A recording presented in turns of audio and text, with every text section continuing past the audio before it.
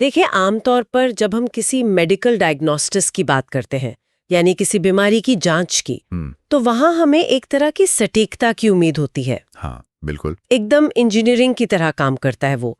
मतलब जैसे अगर किसी के हाथ की हड्डी टूट जाए, तो एक्सरे में वो टूटी हुई सफेद लाइन एकदम साफ नजर आ जाती है। हाँ, हाँ। और डॉक्टर बस उसकी तरफ इशारा करके कह देता है कि देखिए ये रही समस्या। बिल्कुल। इंसान को ना चीजों को देखने और उन्हें अलग अलग खानों में बांटने में बहुत आसानी महसूस होती है। ये तो इंसानी फितरत है। हम हर चीज को बस काले और सफेद रंग में देखना चाहते हैं। मतलब हड्डी टूटी है या नहीं टूटी है, बीमारी है या नहीं है, सब कुछ एकदम स्पष्ट होना चाहिए, सीधा गणित। हाँ, लेकिन जब हम ऊर्जा के क्षेत्र में कदम रखते हैं ना, खास तौर पर हमारी इस आधुनिक दुनिया को चलाने वाले ऊर्जा स्रोतों की दुनिया में, तो अचानक वो एक्सरे मशीन काम करना बंद कर देती है। एकदम सही कह रहे हैं आप। मतलब हम जिस वित्तीय और पर्यावरणीय परिदृश्य को देख रहे हैं, वो बहुत ही ज्यादा धुंधला है। और श्रोताओं के लिए मैं बता दूं कि हमारे आज के इस गहन विश्लेषण का मुख्य उद्देश्य इसी धुंधले पानी को साफ करना है। और ये बहुत जरूरी भी है। हाँ, हमें हमारे पास मौजूद रिसर्च पेपर्स और डेटा के जरिए ये समझना है कि जब हम कोयले और तेल जैसे जीवाश्म ईंधन से हटकर सौर और पवन जैसी नवीकरणीय ऊर्जा की ओर बढ़ते हैं, तो असल में क्या दांव पर लगा होता है। देखिए, ये समझना इसलिए भी अहम है क्योंकि ये सिर्फ कुछ पेड़ पौधे बचाने की बात नहीं है। ये पूरी अर्थव्यवस्था, हमारे रहने के तरीके और इस आधुनिक सभ्यता को आगे ले जाने की क्षमता की बात है। हमें ये जांचना ही होगा कि क्या नवीकरणीय ऊर्जा वास्तव में हमारी इस ऊर्जा भूखी दुनिया का भार उठा सकती है या नहीं। यही सबसे बड़ा सवाल है। तो चलिए इस पूरी तस्वीर को साफ करते हैं। शुरुआत सबसे बुनियादी सवाल से करते हैं कि ऊर्जा उत्पादन में पैसा कितना लगता है और उसकी वो छिपी हुई कीमत क्या है जो हमारे बिजली के बिल में कभी छपकर नहीं आती। ये बहुत ही दिलचस्प पहलू है। हाँ, क्योंकि अगर हम हाल के कुछ विस्तृत आर्थिक आंकड़ों को देखें, मतलब ब्लूमबर्ग NEF के 2021 के डेटा को ही लें, तो एक बहुत ही चौंकाने वाला तथ्य सामने आता है।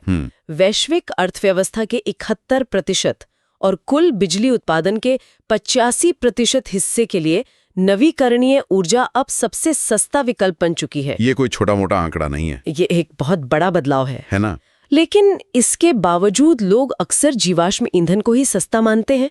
मुझे ये एक ऐसी स्थिति लगती है जैसे कोई व्यक्ति एक बहुत ही सस्ती कार खरीद ले। हाँ, शुरुआत में उसे लगता है कि उसने बहुत पैसे बचा लिए। बिल्कुल, लेकिन उस कार का इंजन इतना खराब है कि उससे निकलने वाला जहरीला धुआं उसे और उसके परिवार को इतना बीमार कर देता है कि सालों बाद उनका मेडिकल बिल उस कार की मूल कीमत से कई गुना ज्यादा हो जाता है। जो बात आप कह रही हैं उसे अर्थशास्त्र की भाषा में एक्सटर्नैलिटीज या बाहरी लागत कहा जाता है। अच्छा। और जब हम कोयले और गैस के असली कीमत का आकलन करते हैं ना, तो वो केवल उस ईंधन को खदान से निकालने या भट्टी में चलाने तक सीमित नहीं होती। तो उसमें और क्या-क्या जुड़ता है? इसमें स्वास्थ्य और पर्यावरण का वो भारी नुकसान शामिल होता है जिसे समाज चुकाता है, कंपनियां नहीं। 2021 के एक विस्तृत अध्ययन के अनुसार अकेले कोयले से चलने वाले बिजली संयंत्रों के कारण होने वाले स्वास्थ्य खर्चों की कीमत इस दशक के अंत तक सैकड़ों अरबों डॉलर तक पहुंच जाएगी। बाप रे! लेकिन ये स्वास्थ्य खर्च असल में आता कहाँ से है? मतलब धुएं से थोड़ी बहुत खांसी हो जाना एक बात है, लेकिन सैकड़ों अरबों डॉलर का खर्च? इसे जमीनी स्तर पर ऐसे समझते हैं। देखिए, जब कोयला जलता है तो सिर्फ राख नहीं बचती। हवा में नाइट्रोजन ऑक्साइड और सल्फर डाइऑक्साइड जैसी खतरनाक गैसें भारी मात्रा में घुल जाती हैं। और ये गैसें वातावरण में नमी के साथ मिलकर एसिड रेन यानी अम्लीय वर्षा का कारण बनती हैं, जो फसलों और इमारतों को पूरी तरह तबाह कर देती हैं। ओह, ये तो मैंने सोचा ही नहीं था। इतना ही नहीं, जब पावर प्लांट से कार्बन डाइऑक्साइड हवा में जाती है तो अंततः समुद्र उसका एक बड़ा हिस्सा सोख लेते हैं। जब कार्बन डाइऑक्साइड पानी में मिलती है तो वो पानी का pH स्तर कम कर देती है। इसे महासागरों का अम्लीकरण कहते हैं। यानी समुद्र का पानी एक तरह से तेजाबी होने लगता है। हाँ, बिल्कुल।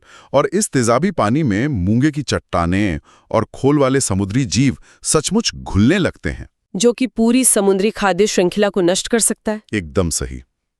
और अगर इंसानों की बात करें तो इन संयंत्रों से निकलने वाले सूक्ष्म कण हमारे फेफड़ों की गहराई तक पहुंच जाते हैं, जिससे अस्थमा, हृदय रोग और फेफड़ों का कैंसर होता है। ये वे बीमारियां हैं जिनके इलाज में लाखों लोगों की जिंदगी भर की कमाई लग जाती है। ये सच में बहुत डरावना है और ये उस सस्ते बिजली बिल की एक बहुत बड़ी कीमत है जो हम चुका रहे हैं। लेकिन मैं यहाँ एक ऐसी आम धारणा पर सवाल उठाना चाहूंगी जो अक्सर बहस का हिस्सा बनती है। हाँ, बताइए। कई आलोचक कहते हैं कि ठीक है, कोयला और गैस बुरे हैं, लेकिन क्या पवन चक्कियां पर्यावरण के लिए सुरक्षित हैं? क्या ये सच नहीं है कि पवन चक्कियों के विशालकाय ब्लेड पक्षियों और चमगादड़ों के लिए बहुत बड़ा खतरा है? कुछ लोग तो यहाँ तक दावा करते हैं कि ये प्रकृति के साथ एक अलग तरह का खिलवाड़ है। तो कोई भी सोच सकता है कि क्या सच में ऐसा है? देखिए, ये एक वाजिब चिंता है और इसे आंकड़ों के चश्मे से देखना जरूरी है। अगर हम मौजूदा शोध का विश्लेषण करें तो आंकड़े बताते हैं कि अमेरिकी पवन चक्कियों से सालाना लगभग 8,88,000 चमगादड़ टकराकर मर जाते हैं। लगभग 9 लाख चमगादड़। हाँ, ये कोई छोटी संख्या नहीं है। तो क्या आलोचक सही हैं? क्या नवीकरणीय ऊर्जा भी उतनी ही विनाशकारी है जितना कि कोयला? यहीं पर परिप्रेक्ष्य की आवश्यकता होती है। ये संख्या तब तक बड़ी लगती है जब तक हम इसकी तुलना जीवाश्म ईंधन से नहीं करते। सच्चाई ये है कि जीवाश्म ईंधन वाले बिजली संयंत्र और उनका बुनियादी ढांचा हर साल करोड़ों पक्षियों की जान लेते हैं। रुकिए, करोड़ों? वो कैसे? कोयले के प्लांट में तो कोई बड़े ब्लेड नहीं होते जो हवा में घूम रहे हो। इनके काम करने का तरीका अलग है ना। सबसे पहले तो कोयले और गैस के कारण होने वाला जलवायु परिवर्तन पक्षियों के प्राकृतिक आवास और उनके प्रवास के रास्तों को नष्ट कर रहा है। अच्छा, मतलब माइग्रेशन रूट्स खराब हो रहे हैं। बिल्कुल। दूसरी बात, कोयले की खदानें विशाल जंगलों और जल क्षेत्रों को पूरी तरह से बंजर बना देती हैं, जिससे वहां का पूरा इकोसिस्टम खत्म हो जाता है। ये बात तो है। और प्राकृतिक गैस निकालने की प्रक्रिया में भारी मात्रा में मीथेन गैस लीक होती है। मीथेन कार्बन डाइऑक्साइड से भी कई गुना अधिक खतरनाक ग्रीनहाउस गैस है। हाँ, मैंने पढ़ा है इसके बारे में। इसके अलावा जीवाश्म ईंधन से जुड़े पावर प्लांट के विशाल कूलिंग टावर और दूर दूर तक फैली हाई वोल्टेज लाइनें भी पक्षियों के टकराने का एक बहुत बड़ा कारण है। इसलिए जब हम पूरी तस्वीर देखते हैं तो नवीकरणीय ऊर्जा से होने वाला नुकसान जीवाश्म ईंधन की तुलना में एक बहुत ही छोटा अंश मात्र रह जाता है। ये तो बहुत स्पष्ट कर देने वाला तथ्य है। लेकिन अगर पर्यावरण का नुकसान इतनी बड़ी कीमत है तो एक स्वाभाविक सा सवाल उठता है कि लोग अभी भी जीवाश्म ईंधन से चिपके क्यों हैं? सही सवाल है। क्या इसका कारण ये है कि वे हमें नवीकरणीय ऊर्जा से ज्यादा शक्ति या ऊर्जा देते हैं? चलिए अब ना ऊर्जा लागत या एनर्जी कॉस्ट की दुनिया में उतरते हैं। ऊर्जा पैदा करने के लिए कितनी ऊर्जा खर्च करनी पड़ती है? देखिए, ये ऊर्जा विज्ञान का सबसे महत्वपूर्ण सिद्धांत है जिसे EROI यानी एनर्जी रिटर्न ऑन इन्वेस्टमेंट कहा जाता है। तो इसे समझने के लिए मैं एक व्यापारिक उदाहरण देना चाहूंगी। अगर कोई व्यापारी अपनी दुकान में 10 रुपए लगाता है और बदले में 100 रुपए की कमाई करता है तो उसका मुनाफा बहुत शानदार है। बिल्कुल, वो फायदे में है, वो खुशहाल रहेगा। लेकिन अगर वो 10 रुपए लगाकर 11 रुपए कमाए तो वो सिर्फ 1 रुपए बचा रहा है। वो अपना व्यापार ज्यादा दिन नहीं चला पाएगा। क्या ऊर्जा उत्पादन में भी यही गणित लागू होता है? आपने इसे बहुत सरलता से पकड़ लिया। एक समाज तभी तरक्की कर सकता है जब उसके पास ऐसा ऊर्जा स्रोत हो जो उसे खर्च की गई ऊर्जा से कहीं ज्यादा ऊर्जा वापस दे सके। तो EROI यही मापता है? हाँ, और यही पर ऑक्सफोर्ड ब्रूक्स यूनिवर्सिटी के शोधकर्ताओं ने एक बहुत ही अहम खुलासा किया है। उन्होंने बताया है कि दुनिया भर में EROI को मापने में अब तक की सबसे बड़ी गलती होती रही है। इस गलती को उन्होंने बाउंड्री मिसमैच का नाम दिया है। बाउंड्री मिसमैच, इसका मतलब है कि लोग ऊर्जा की गणना गलत जगह पर कर रहे थे। दरअसल पारंपरिक रूप से जीवाश्म ईंधन की ऊर्जा लागत की गणना पॉइंट ऑफ एक्सट्रैक्शन यानी जमीन से ईंधन निकालने के बिंदु पर की जाती रही है, जैसे कि तेल के कुएं के मुहाने पर या कोयले की खादान के बाहर। अच्छा। और फिर इस आंकड़े की तुलना सीधे उन सोलर पैनल या विंड टरबाइन से कर दी जाती थी जो सीधे घरों के ग्रिड में बिजली भेज रहे हैं।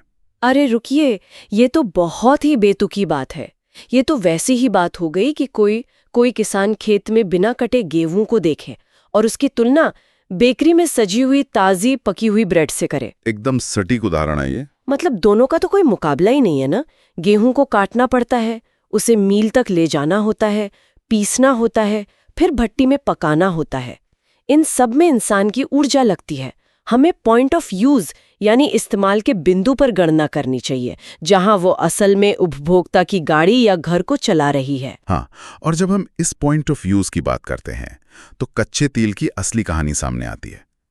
जब जमीन से कच्चा तेल निकाला जाता है तो वो सीधे कार में तो नहीं डाला जा सकता। बिल्कुल नहीं। उस गाढ़े काले तरल पदार्थ को पाइपलाइनों और विशालकाय समुद्री जहाजों के जरिए हजारों किलोमीटर दूर रिफाइनरी तक ले जाना पड़ता है। और रिफाइनरी में भी तो भारी मात्रा में ऊर्जा जलती होगी ना? बहुत ज्यादा।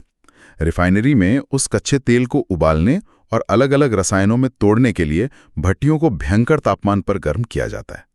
इस पूरी प्रक्रिया में तेल की अपनी ही ऊर्जा का एक बहुत बड़ा हिस्सा खर्च हो जाता है। उसके बाद जो पेट्रोल या डीजल बनता है उसे ट्रकों में भरकर देश भर के पेट्रोल पंपों तक पहुंचाया जाता है। शोध ये साबित करता है कि ये जो पूरा प्रोसेसिंग और परिवहन का चक्र है, ये जीवाश्म ईंधन के ऊर्जा मुनाफे को नाटकीय रूप से चूस लेता है। तो जो तेल कुएं के मुहाने पर बहुत मुनाफे वाला लग रहा था, मेरी कार के इंजन तक पहुंचते पहुंचते उसका वो मुनाफा हवा हो चुका होता है। हाँ, और यहीं से द नेट एनर्जी क्लिफ यानी शुद्ध ऊर्जा की चट्टान का सिद्धांत सामने आता है। ये हमारी आज की चर्चा का सबसे अहम हिस्सा है। रुकिए, मुझे इसे थोड़ा समझने दें। ये क्लिफ या चट्टान क्या है? क्या हम यहाँ किसी ग्राफ की बात कर रहे हैं जहां से ऊर्जा अचानक नीचे गिर जाती है? इसे एक ग्राफ की तरह ही सोचिए। अगर किसी ऊर्जा स्रोत का EROI 10 है तो इसका मतलब है कि समाज को 90% नेट एनर्जी या शुद्ध ऊर्जा मिल रही है। ठीक है। और सिर्फ 10% ऊर्जा उसे पैदा करने वाले सिस्टम में वापस जा रही है। ये एक सुरक्षित और अच्छी स्थिति है। मतलब अगर 10 रोटियां बनी तो 1 रोटी बनाने वाले ने खा ली और 9 रोटियां समाज को मिल गईं। एकदम सही। लेकिन जैसे जैसे ये EROI का आंकड़ा नीचे गिरता है, वो ग्राफ एक खड़ी चट्टान की तरह अचानक नीचे की ओर गोता लगाता है। अच्छा, मतलब गिरावट बहुत तेज होती है। हाँ, अगर EROI 3 या उससे कम हो जाए तो समाज को मिलने वाली शुद्ध ऊर्जा का हिस्सा इतनी तेजी से सिकुड़ता है कि पूरी व्यवस्था चरमराने लगती है। तो आधुनिक समाज को चलाने के लिए कितना EROI चाहिए? शोधकर्ताओं का मानना है कि हमारे इस आधुनिक समाज को, जिसमें अस्पताल हैं, इंटरनेट सर्वर हैं, विशाल परिवहन नेटवर्क हैं, इसे सुचारू रूप से चलाने के लिए हमें कम से कम 3 से 10 के बीच के EROI की आवश्यकता होती है। तो जब हम इस चट्टान के किनारे पर खड़े होकर देखते हैं तो क्या सोलर और विंड पावर इस पैमाने पर खरे उतरते? क्योंकि अक्सर अखबारों में या लोगों की बातों में ये मिथक सुनने को मिलता है कि नवीकरणीय ऊर्जा से पर्याप्त बिजली नहीं मिल सकती या ये आधुनिक समाज का भार नहीं उठा सकती। देखिए, शोध ने इस मिथक को पूरी तरह से चकनाचूर कर दिया है। निष्कर्ष बहुत स्पष्ट है। सोलर ऊर्जा, पवन ऊर्जा और हाइड्रो पावर का इस्तेमाल के बिंदु पर EROI आसानी से 10 या उससे ऊपर होता है। अरे वाह! हाँ, ये स्रोत आधुनिक समाज की न्यूनतम जरूरत से कहीं ज्यादा शुद्ध ऊर्जा प्रदान करते हैं। और जीवाश्म ईंधन का क्या? रिफाइन होने के बाद पेट्रोल और डीजल का स्कोर क्या रहता है? यही वो बिंदु है जो सबसे ज्यादा हैरान करता है। जब कच्चे तेल जैसी पारंपरिक ऊर्जा को रिफाइन करके पॉइंट ऑफ यूज तक लाया जाता है तो रिफाइनिंग और परिवहन के उस भारी ऊर्जा खर्च के कारण उसका EROI 10 से भी नीचे चला जाता है। 1 मिनट, मैं इसे फिर से दोहराना चाहूंगी ताकि श्रोताओं को ये बिल्कुल स्पष्ट हो जाए। आप यह कह रहे हैं कि जो पेट्रोल या डीजल हम अपनी गाड़ियों में डालते हैं, उसका इस्तेमाल के बिंदु पर EROI हमारी छत पर लगे एक सामान्य सोलर पैनल या दूर किसी पहाड़ी पर घूम रही विंड टरबाइन से भी कम है? जी हाँ, तथ्य यही बताते हैं। पॉइंट ऑफ व्यूज पर गणना करने पर नवीकरणीय ऊर्जा स्पष्ट रूप से जीवाश्म ईंधन से कहीं ज्यादा ऊर्जा कुशल साबित होती है। ये उस पुरानी धारणा को पूरी तरह खारिज कर देता है कि नवीकरणीय ऊर्जा एक कमजोर विकल्प है। ये सच में दिमाग को झकझोर देने वाला विज्ञान है। लेकिन चलिए अब थोड़ी व्यावहारिक दुनिया में आते हैं, जहां असल में चीजें काम करती हैं। बिल्कुल। वह जो श्रोता ये सोच सकता है कि ठीक है, शुद्ध ऊर्जा बहुत अच्छी है, लेकिन जब रात में धूप ना हो या हवा चलना बंद हो जाए तब क्या होगा? हमें उस समय के लिए बड़े पैमाने पर बैटरी स्टोरेज या बैकअप ढांचे की जरूरत पड़ेगी, और बैटरियां तो बहुत महंगी होती हैं। तो क्या ये सब आर्थिक रूप से संभव है? ये सवाल अक्सर ऊर्जा संक्रमण के आलोचकों द्वारा उठाया जाता है, लेकिन हमें आज की वास्तविकता को देखना होगा, 10 साल पुरानी नहीं। अंतर्राष्ट्रीय नवीकरणीय ऊर्जा एजेंसी यानी आयरीना और लेजर्ड की 2024 की रिपोर्ट इस शंका का सीधा उत्तर देती हैं। तो रिपोर्ट्स क्या कहती हैं? ऊर्जा उद्योग अब सिर्फ एक खाली मैदान में सोलर पैनल या सिर्फ पवन चक्कियां नहीं लगा रहा है। अब हाइब्रिड प्रोजेक्ट्स का दौर है। हाइब्रिड प्रोजेक्ट्स, क्या आप इसका मतलब समझा सकते हैं कि ये भौतिक रूप से कैसे काम करते हैं? आप एक विशाल संयंत्र की कल्पना करें जहां सूरज से भी बिजली बन रही है, हवा से भी, और उसी परिसर में लिथियम आयन बैटरियों के बड़े-बड़े शिपिंग कंटेनर रखे हैं। तो सब कुछ एक ही जगह पर है। हाँ, दिन में जब सूरज तेज होता है और ग्रिड को इतनी बिजली की जरूरत नहीं होती, तो वो अतिरिक्त बिजली सीधे उन बैटरियों को चार्ज कर देती है।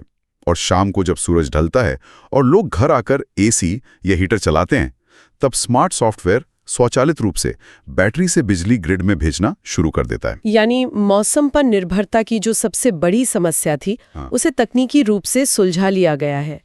लेकिन इस पूरे सिस्टम की लागत क्या है?